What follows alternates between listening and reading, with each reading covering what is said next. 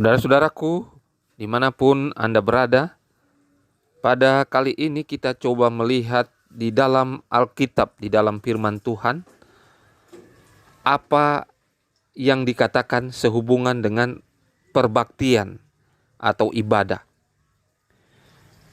Di dalam Alkitab sebenarnya sangat jelas dikatakan ibadah yang dibuat, dianjurkan, dan dikhususkan itu adalah hari apa. Semua ada di dalam Alkitab. Tetapi pelajaran tentang peribadatan atau ibadah ini, khususnya bagi orang-orang Kristen yang mengakui Yesus Kristus sebagai Tuhan, yang mengaku Alkitab ini adalah pegangan mereka, tetapi ibadah-ibadah yang dilakukan berbeda-beda di dunia ini. Oleh karena itu kita perlu mengkonfirmasi semuanya berdasarkan demikianlah firman Tuhan, agar kita boleh menjalankan dengan benar. Sebenarnya ibadah atau perbaktian itu pada hari apa? Inilah yang perlu kita ketahui bersama, dan tentunya kita perlu melihat dan memohon petunjuk dari Alkitab atau firman Tuhan sendiri untuk menyatakannya. Dengan demikian kita tidak salah di dalam melihat dan menjalankannya sesuai dengan apa yang Alkitab atau firman Tuhan nyatakan. Sampai sekarang ini kita tahu bersama bahwa peribadatan atau hari ibadah menjadi pro dan kontra di dalam menentukan hari apakah ibadah raya yang dinyatakan oleh Alkitab, oleh firman Tuhan. Apakah hari Senin, hari Selasa, Rabu, Kamis, Jumat, Sabtu, Minggu? Hari apa sebenarnya yang dinyatakan? Tentunya kalau kita berbicara tentang hari ucapan syukur, di mana kita boleh menjalankannya, hari apa saja itu dinyatakan oleh firman Tuhan. Tetapi hari ibadah raya, hari khusus, Tuhan sudah tentukan berdasarkan petunjuk firman Tuhan. Dan inilah yang harus kita pelajari dengan tekun, dengan penuh doa, dengan pertolongan Roh Kudus, agar kita benar-benar yakin bahwa ibadah yang kita jalankan itu benar-benar berdasarkan petunjuk Alkitab, firman Tuhan. Bukan katanya, kata si A, kata si B, kata bapak ini, kata bapak itu. Harus segala-galanya kita konfirmasi demikianlah firman Tuhan. Baru itu benar adanya. Oleh karena itu saya juga akan membuka ayat-ayat firman Tuhan, Alkitab, untuk melihat hari ibadah Kristen berdasarkan Alkitab sebenarnya hari apa. Mari kita bersama-sama pelajari hari ibadah.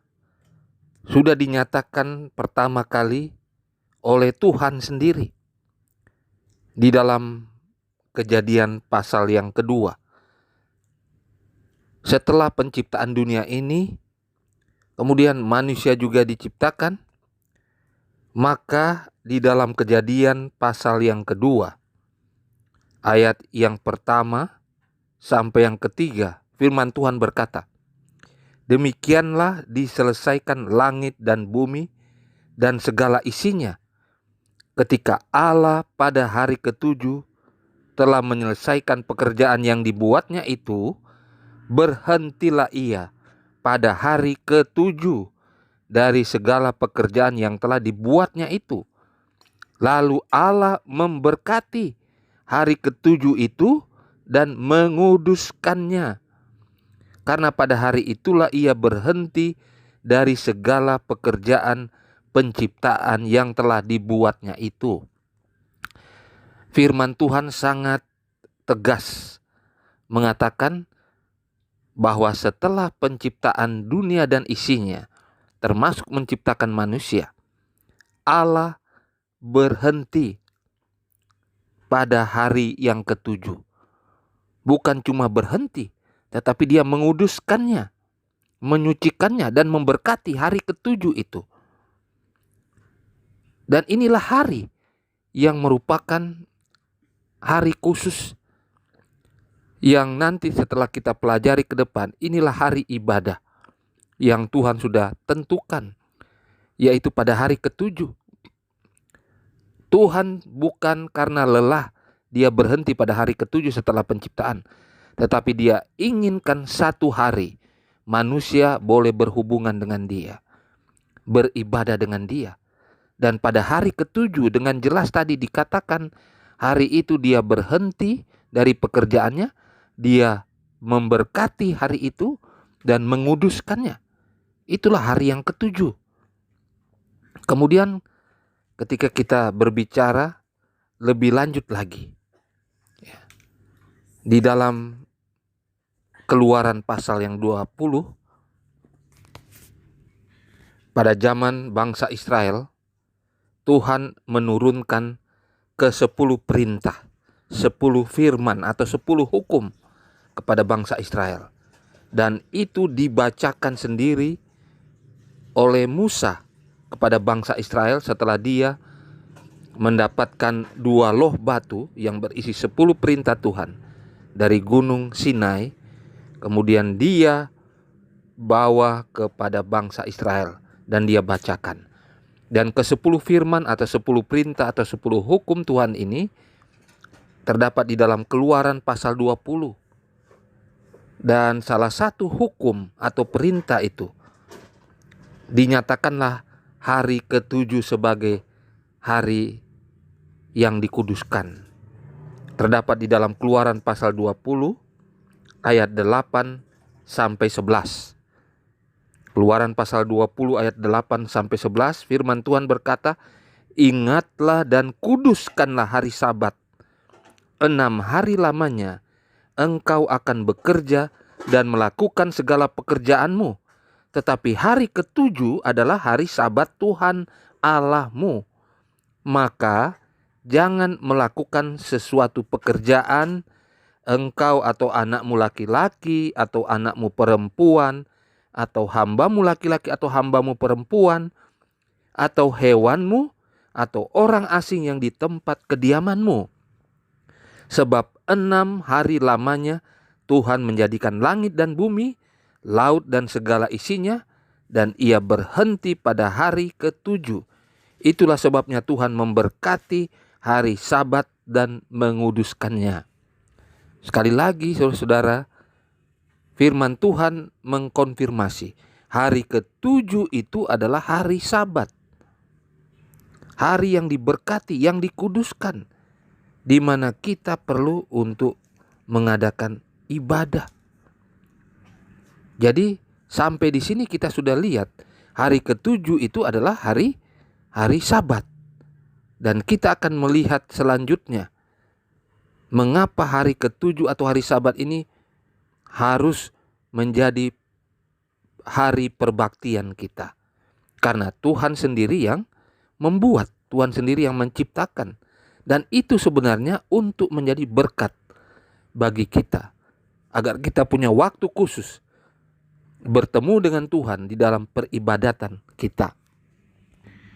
Di dalam kitab Imamat atau buku Imamat pasal 23 ayat yang ketiga, firman Tuhan berkata, 6 hari lamanya boleh dilakukan pekerjaan, tetapi pada hari yang ketujuh haruslah ada Sabat, hari perhentian penuh, yakni hari pertemuan kudus. Janganlah kamu melakukan sesuatu pekerjaan. Itulah Sabat bagi Tuhan di segala tempat kediamanmu. Firman Tuhan sangat tegas ketika ini dinyatakan kepada bangsa Israel.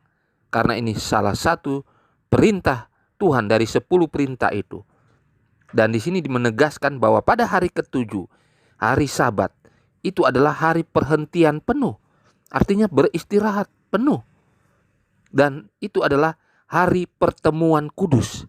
Inilah hari ibadah. Jadi jangan melakukan pekerjaan rutinitas seperti yang dilakukan pada hari-hari biasa. Ini pada hari yang ketujuh atau hari Sabat. Hari yang dikuduskan. Hari di mana kita perlu untuk mengadakan ibadah pertemuan kudus. Dan ini adalah hari perhentian penuh. Kita beristirahat total dari pekerjaan kita yang rutin kita lakukan sehari-hari. Untuk mengetahuinya hari apakah hari Sabat atau hari ketujuh itu, kita bisa lihat di dalam Matius pasal 28. Matius pasal 28 menceritakan peristiwa kebangkitan Yesus setelah dia mati, dia dibangkitkan. Matius pasal 28. Setelah hari Sabat lewat, menjelang menyingsingnya fajar, pada hari pertama minggu itu, pergilah Maria Magdalena dan Maria yang lain menengok kubur itu. Ayat ini sederhana, pendek, tetapi menunjukkan hari Sabat itu hari apa sebenarnya. Hari ibadah Sabat, hari ketujuh itu hari apa? Yesus meninggal pada hari Jumat yang agung. Dan pada saat dia mati, besoknya adalah hari Sabat itu.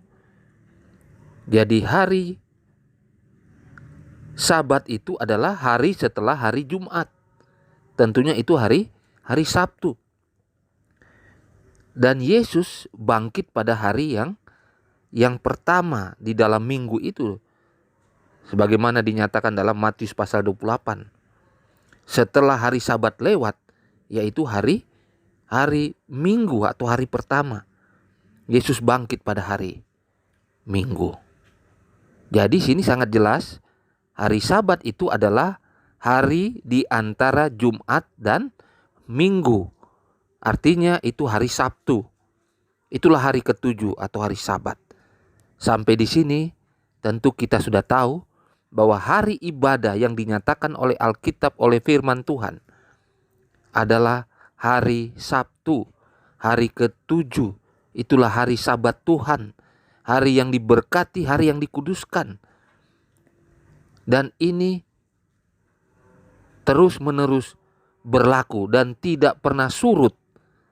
Demikianlah firman Tuhan. Oleh karena hari Sabat Tuhan yang tentukan. Dan ini bukan sekedar di dunia ini saja berlangsung.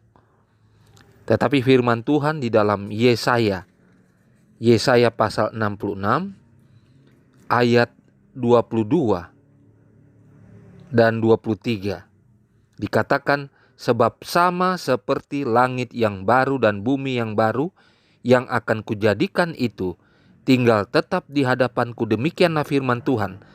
Demikianlah keturunanmu dan namamu akan tetap tinggal. Bulan berganti bulan dan Sabat berganti Sabat. Maka seluruh umat manusia akan datang untuk sujud menyembah di hadapanku, firman Tuhan. Jadi hari Sabat bukan cuma sekedar kita lakukan di dunia ini, tetapi sampai di dunia baru, sampai di dalam kehidupan yang kekal nantinya. Oleh karena itu, jika seseorang mengatakan bahwa hari Sabat, hari ketujuh, hari Sabtu sudah berubah, itu bukanlah firman Tuhan. Itu adalah propaganda yang dibuat oleh manusia sendiri. Karena firman Tuhan berkata bahwa hari Sabat itu bukan cuma sekedar di dunia kita beribadah, tetapi sampai di dalam surga, sampai dalam dunia yang baru nanti. Pada saat kita hidup kekal.